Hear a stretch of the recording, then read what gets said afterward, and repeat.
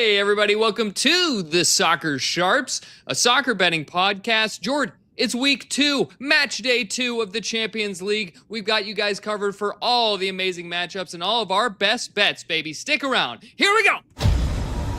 Martial, Herrera, Ibrahimovic! Oh my God, an insane goal! I've just seen the most insane goal I have ever seen on a football pitch. Balotelli, Aguero!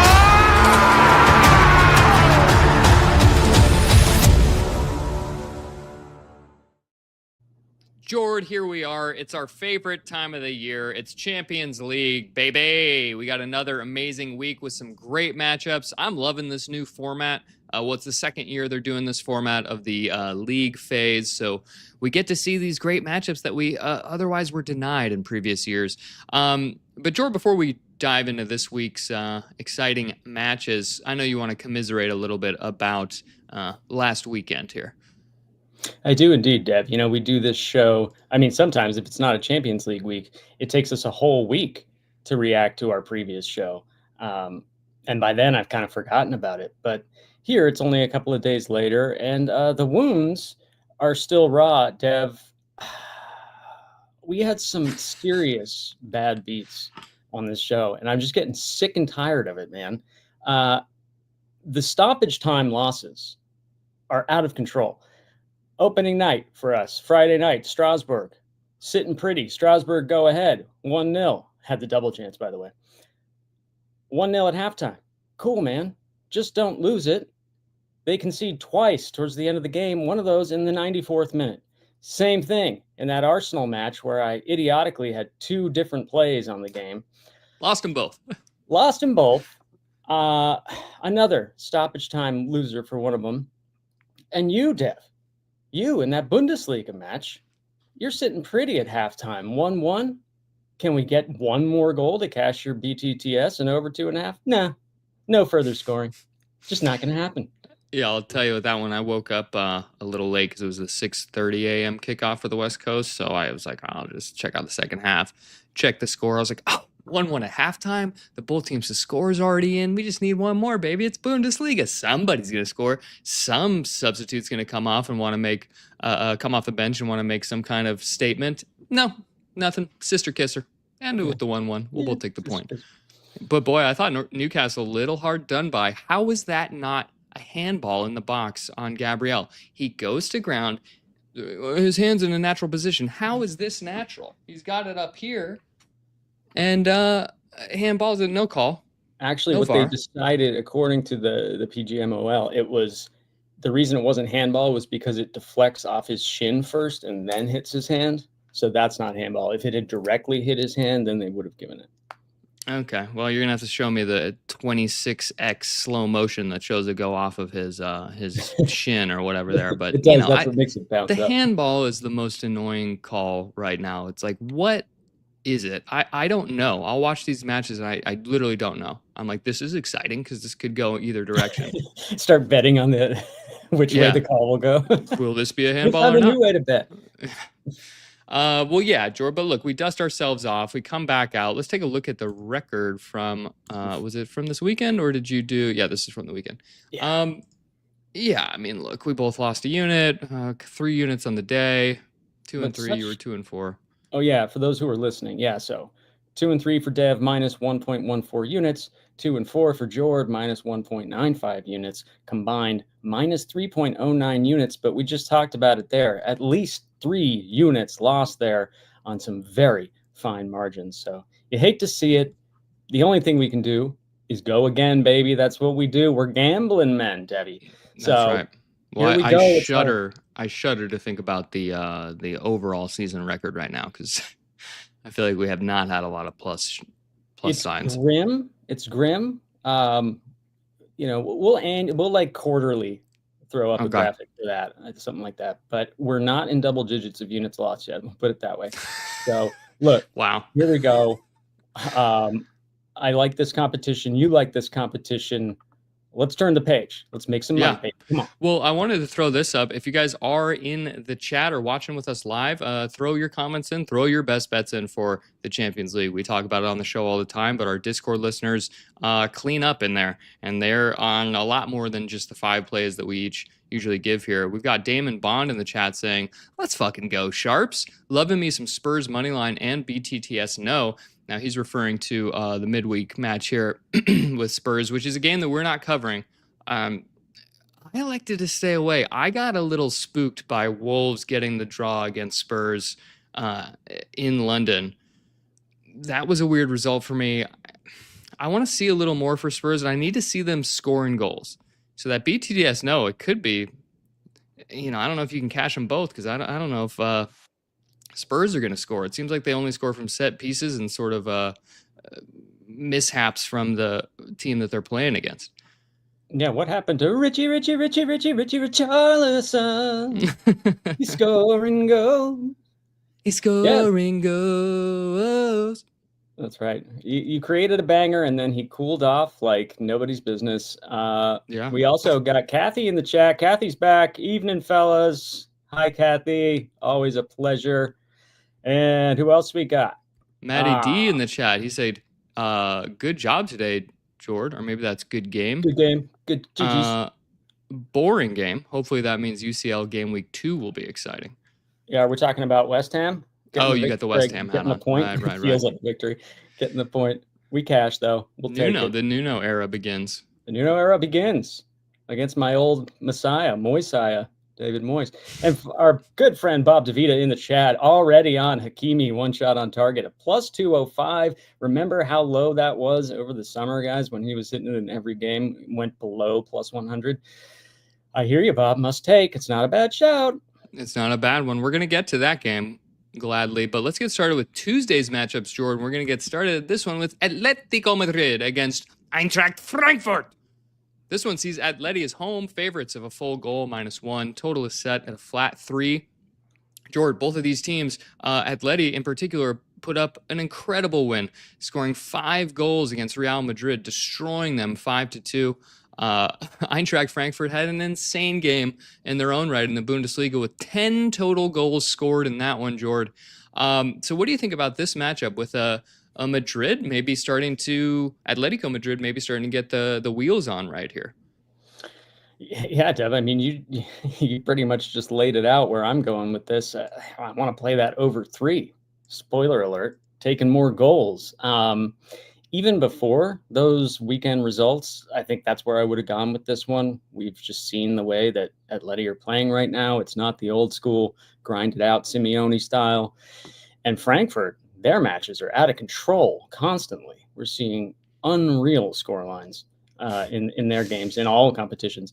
So sometimes, you get that obnoxious meeting of 2 teams that are having huge goal involvements in their matches, then coming head to head, and it's a complete slow burn and you don't get anything. But with this one, I don't see where that's going to come from. I think this one could have 5 or 6 goals in it. And if I only get 3, I'm going to push on that, right, on the agent total there. So that's where I want to go with this one. I don't care who scores the goals. I don't care which side they come from. I don't care if one of these teams gets blanked. As long as we have over 3 goals, I'm happy. Not complicating it, Dev. Over 3 goals. Yeah, I'm going to complicate it a little bit. I'm going to go with the both teams to score and over 2.5 here. The streaks are just insane, right? Every single competitive match Eintracht has had this season across all competitions. So that's the German Cup, the Bundesliga, and the Champions League have all had both teams to score. No, excuse me. They did. Okay, they've all had over 3.5 goals.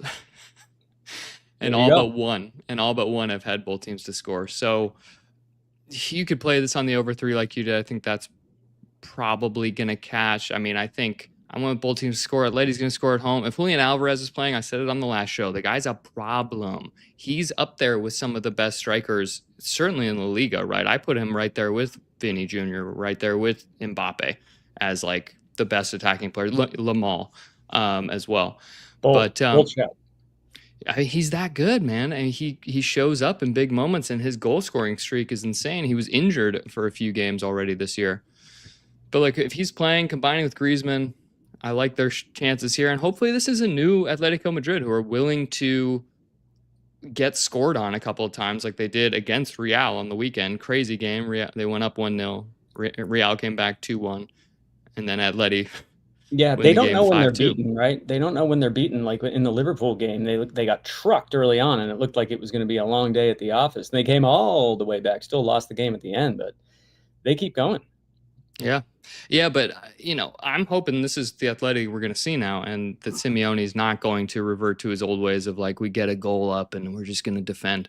Because Eintracht's certainly not going to play that way. No. The thing that worries me about this is just that like it feels like everybody's going to be on the over, and so it's just going to be a zag spot where it somehow goes under. But it's just like the form that they're playing right now, hard not to see goals. And the new format of this Champions League, it doesn't really matter if you lose a game at this point. These teams, 100%.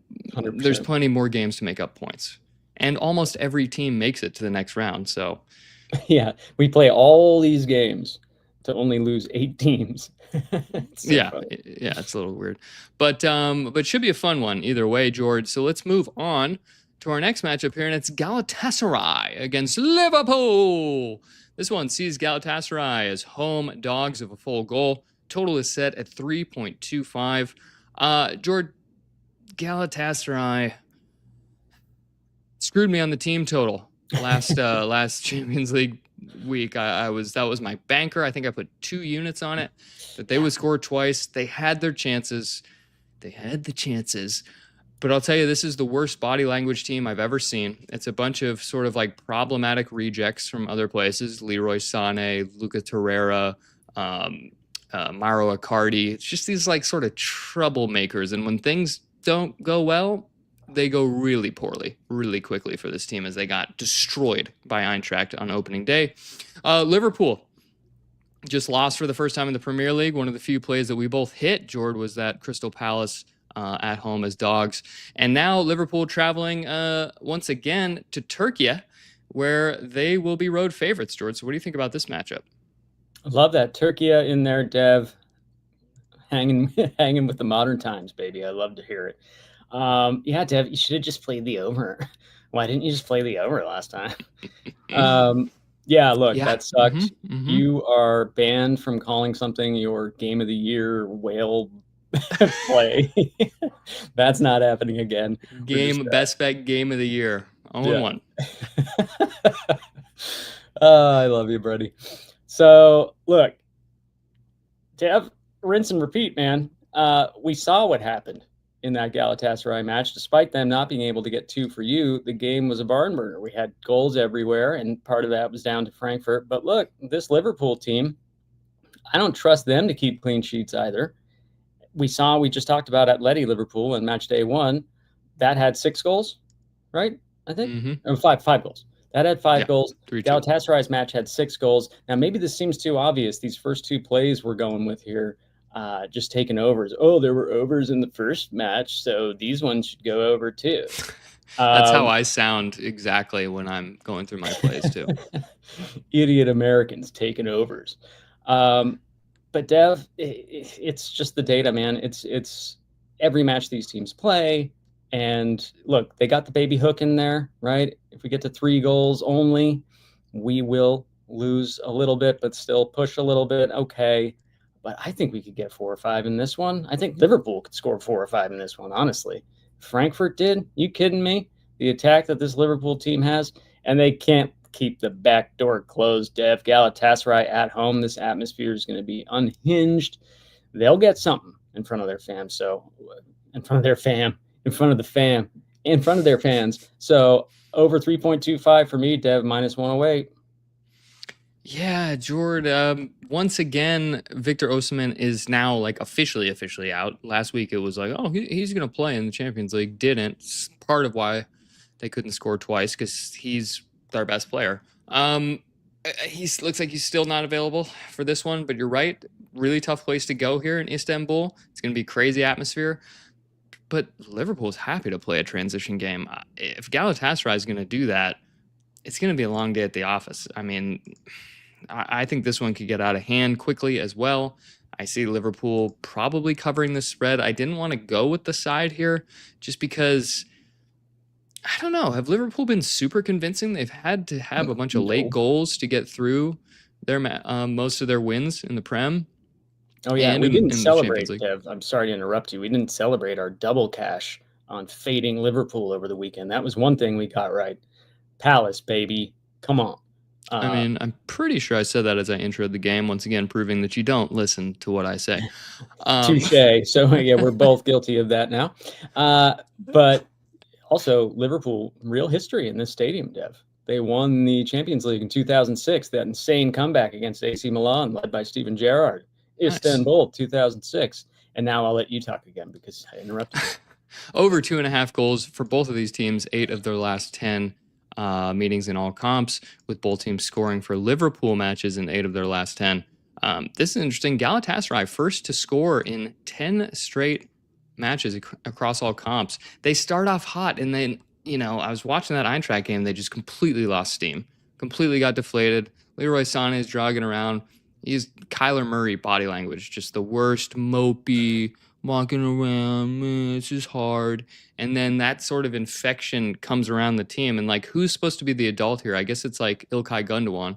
He's like the veteran who's won the most and seems like, a solid veteran.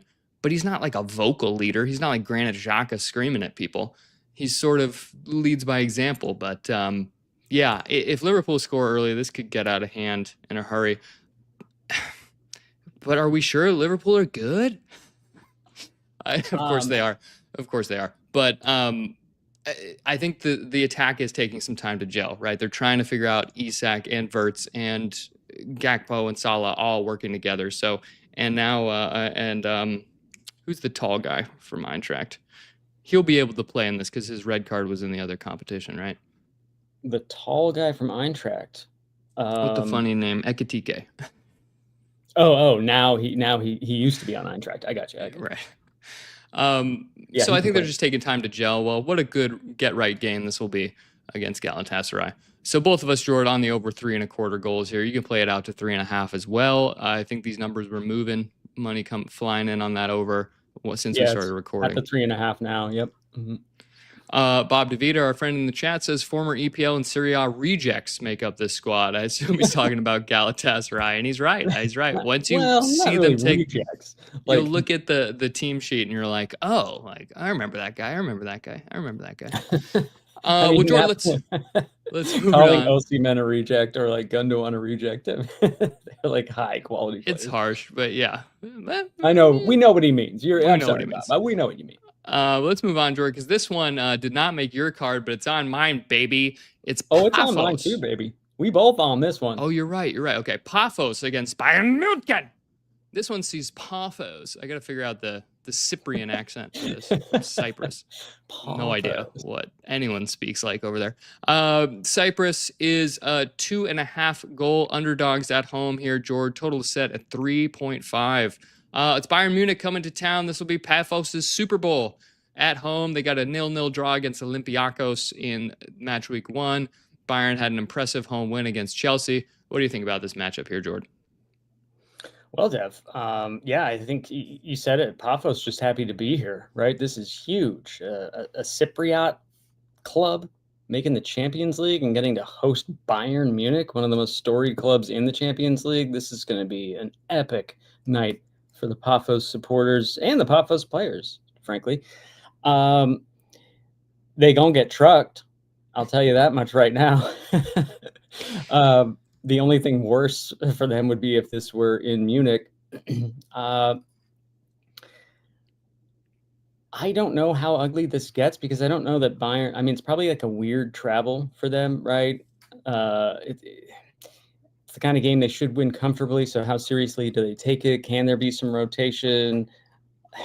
But they even if those things happen, it should still be a comfortable victory. But how comfortable is it? Is it a crazy blowout? Are we seeing like a 6-0 kind of thing? I don't think so because Pafos have been pretty frisky on their way to get here. And who knows? I mean, they're kind of the great unknown. Teams don't really know what to prepare for, from this level anyway, like a Bayern.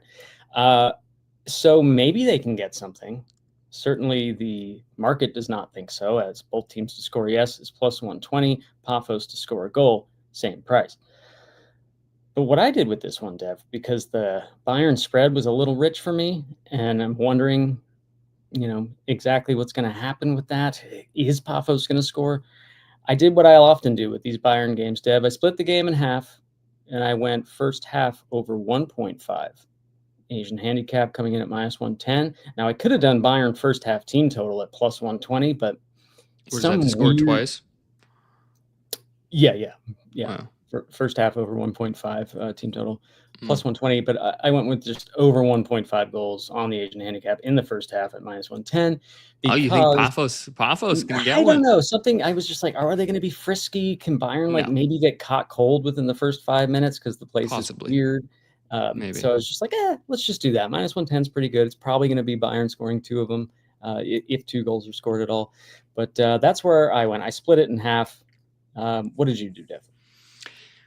I'm laying it. I'm laying the spread, Jord. Hell yeah. Huge road favorite. What could go wrong? Look, Pafos, I'll tell you exactly what they're going to prepare for, because I'll tell you exactly what the game plan is going to be. It's going to be 11 guys behind the ball in a tiny little box, and it's just going to be Bayern peppering in crosses, corners, just launching things in there. And maybe they can hold up for a long time. They held up with 10 men against Olympiacos, who put up, I think, 1.5 xG in their match week 1 fixture against Pafos.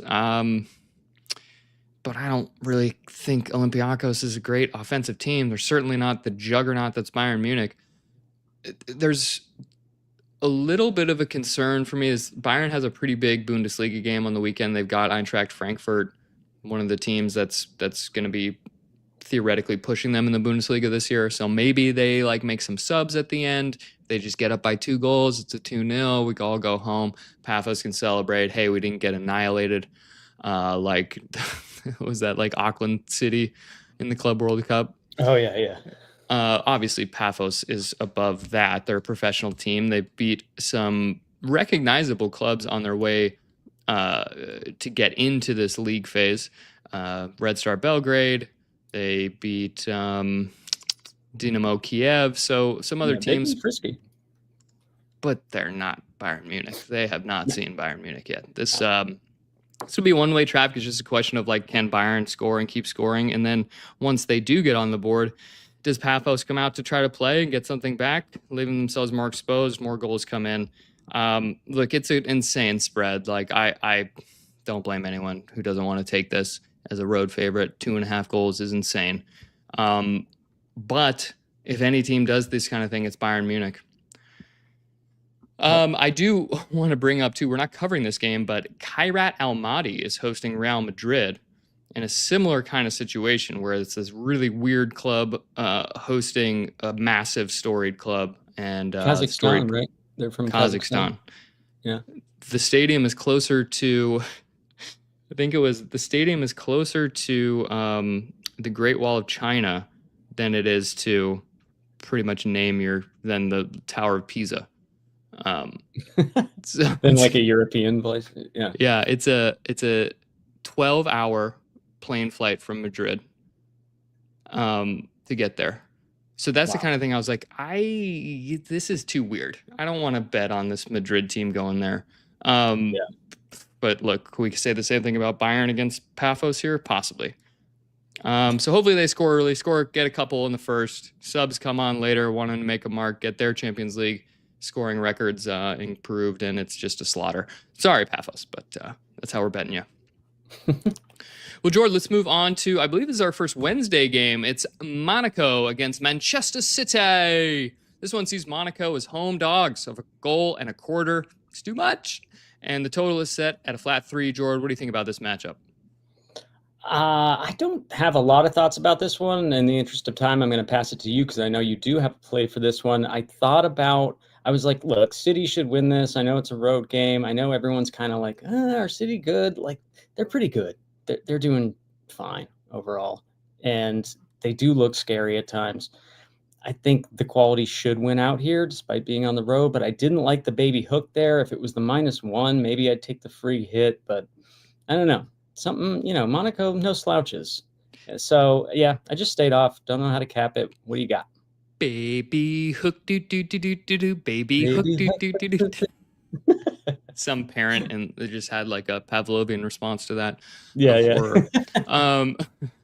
Jord, look, it's the same play we're given for a lot of these matches. Both teams to score in over 2.5 goals. It's in Monaco, so hopefully the home team gets one, booed by the crowd. City can be got at on the break. We've seen this year.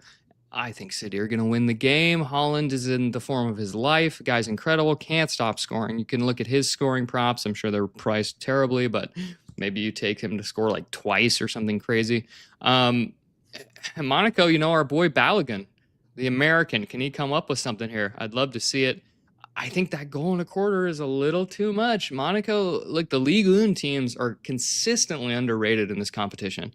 They just are, and I think the league gets more stick than it should. I mean, Monaco could be a difficult place to go with some quality players.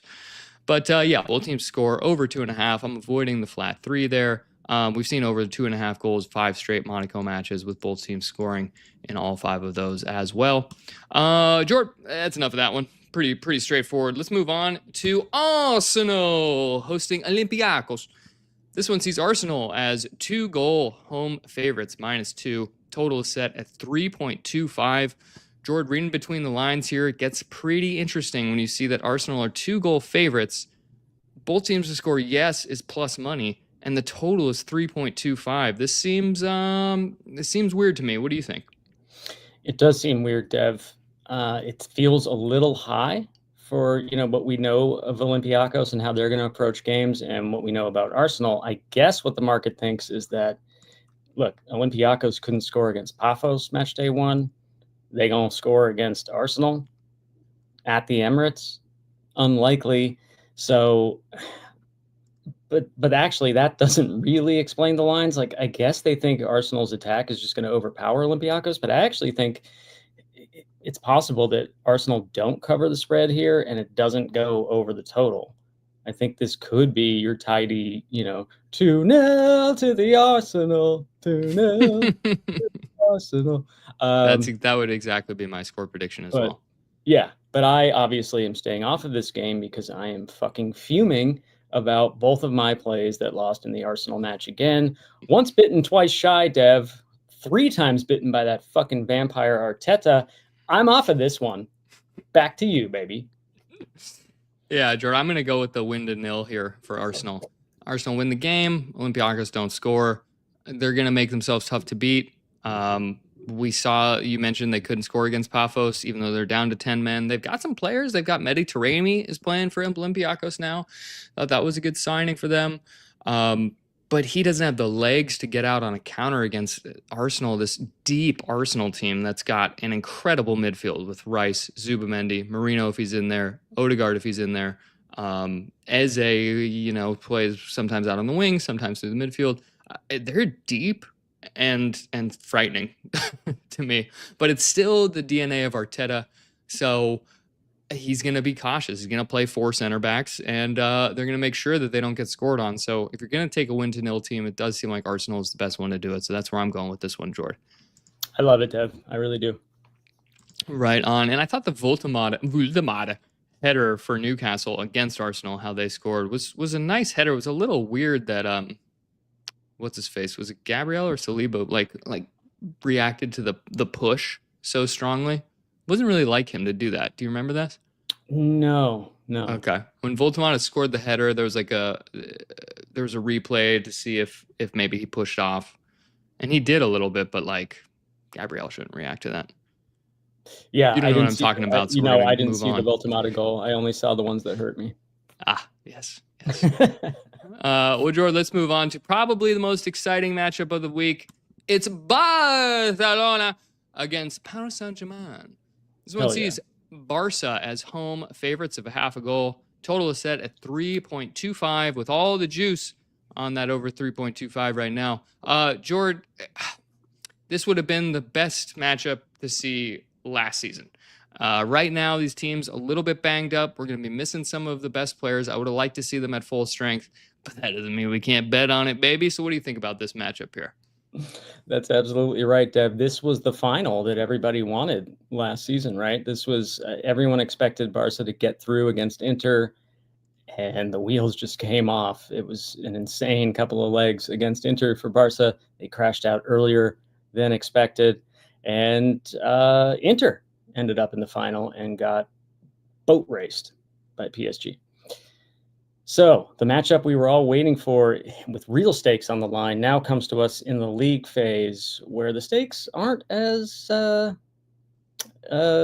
meaningful, I guess, right? We talked about how these teams don't seem fussed about where they finish in the top 8. They just want to get to the top 8. And, even if we don't, we'll still probably be fine, like PSG last season, still making the top 24 and then winning the damn thing.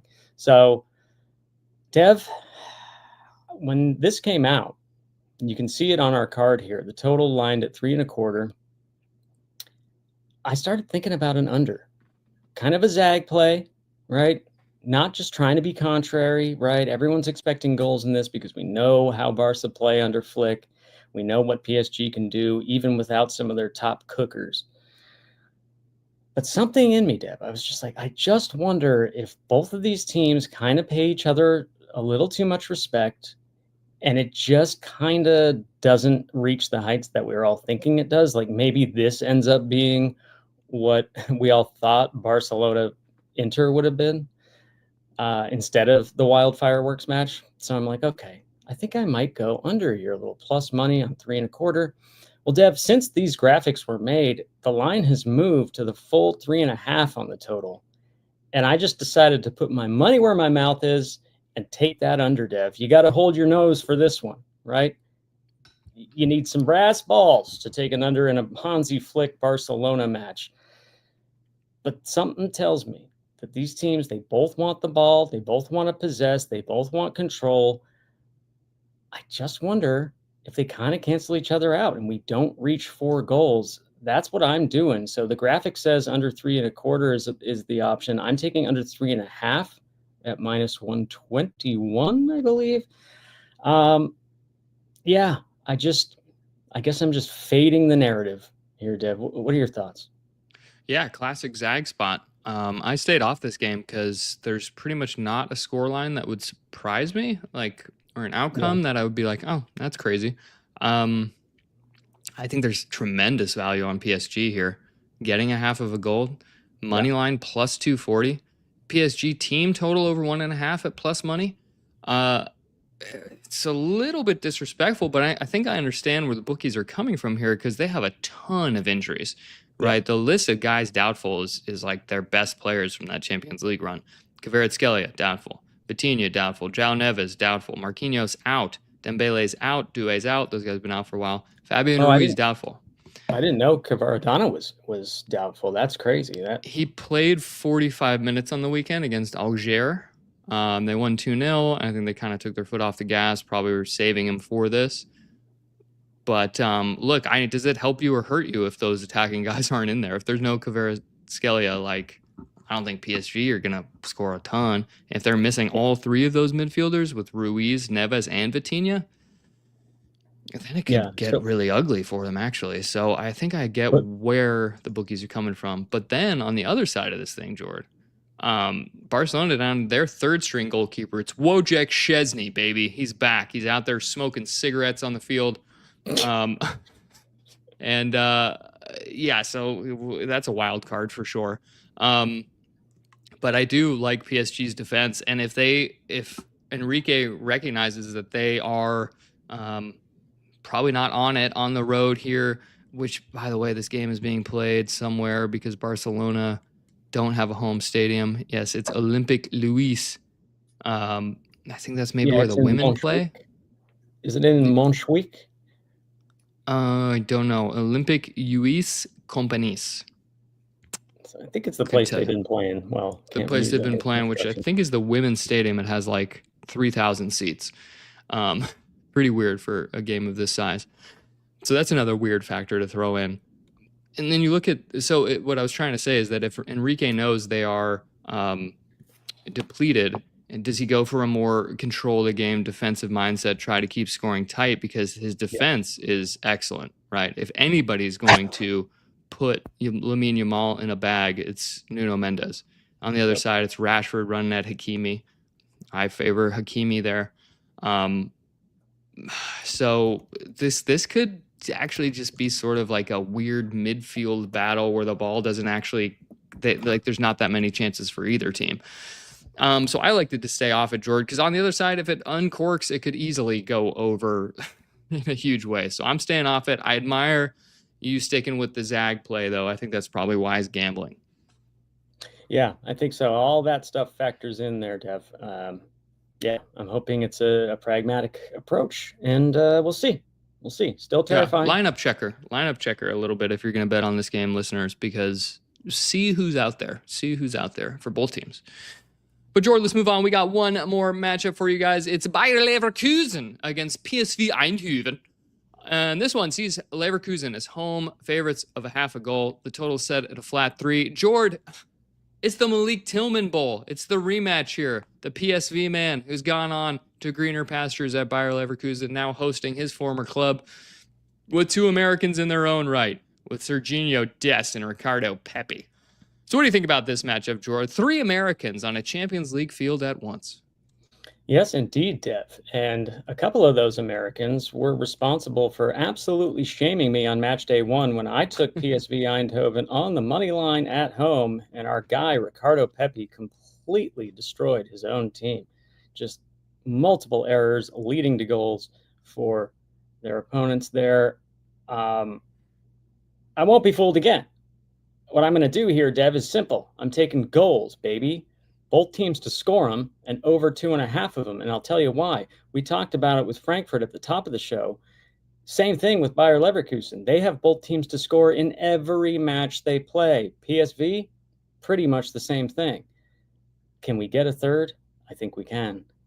Look at the data for these teams. Over 2.5 for both of them constantly. Over 3.5 quite often. And as I say, both teams finding the back of the net. I don't see why this one would be any different.